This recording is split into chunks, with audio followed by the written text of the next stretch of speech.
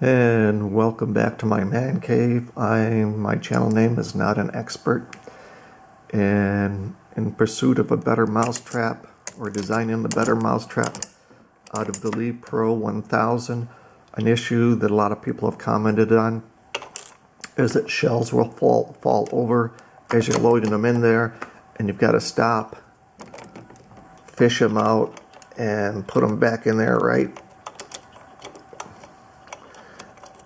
I've had this problem a few times. Every time I've loaded, probably 3 or 4 have happened out of 100 that one will fall over there. There are a lot of different things that can cause it.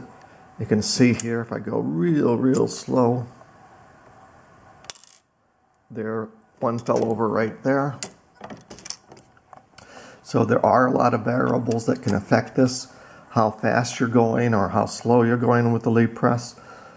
Also, how many you've got stacked in your loading tubes here. Do they have any burrs on there that they're snagging on the top one? I've also had an issue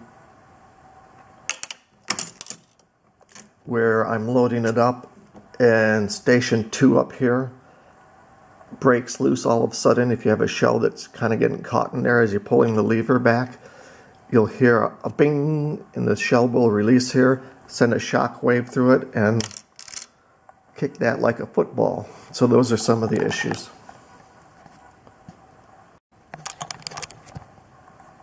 Okay, as you're looking at the system here, you can see there's a shell there, and when it's operated, it's a passive system right there.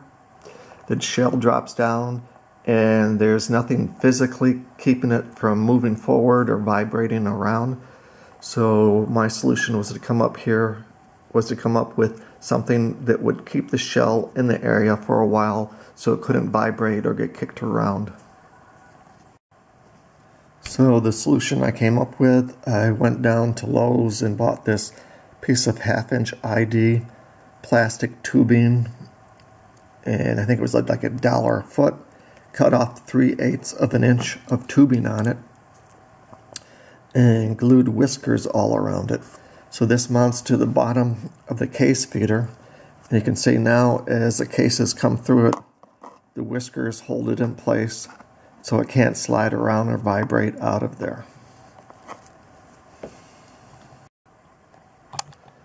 And it's a friction fit on here, so it just slides over the end of that tube. And you can see how easily that mounts, and it stays there all by itself without a problem. So here it is in operation with the whiskers on there.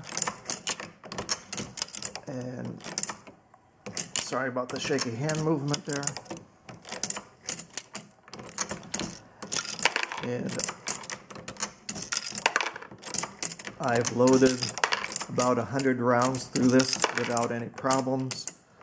Normally, I like to test a new system out with 1,000 rounds before I show it to anybody to make sure there's something I haven't caught, but don't have the time for that. I'll show you now how I make that little adapter there. It's super easy. So the first step would be take this plastic tubing and cut 3/8 of an inch off the end of it, and then I mount that to something that'll hold it in the vise so I can do the next step to it.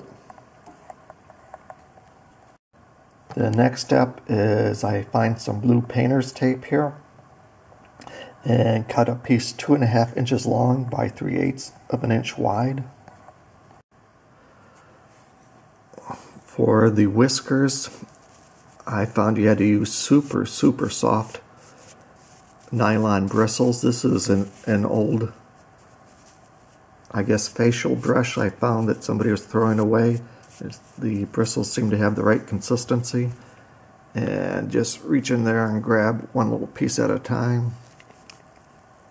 Pull them out. And you can see they're extremely flexible. Not very strong at all, and they're about 7/8 of an inch long. The next step would be to take these and push them down on the blue painter's tape here. And I'll do that off camera because it's hard to hold them around there. Okay.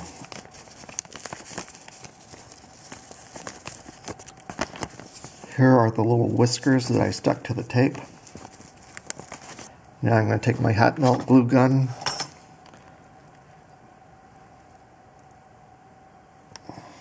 Make sure everybody can see this here.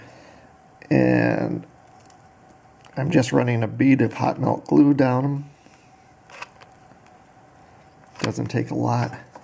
And then take them over to that piece of plastic tubing I had and wrap it around and wait for it to cool.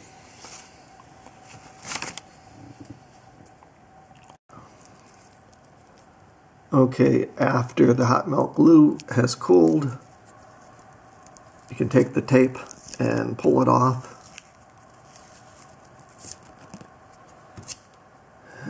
And you now have your little piece of plastic tube with your whiskers on there. You can put that on the bottom of the shell feeding tube. Hope this helps somebody out there, and thanks for watching.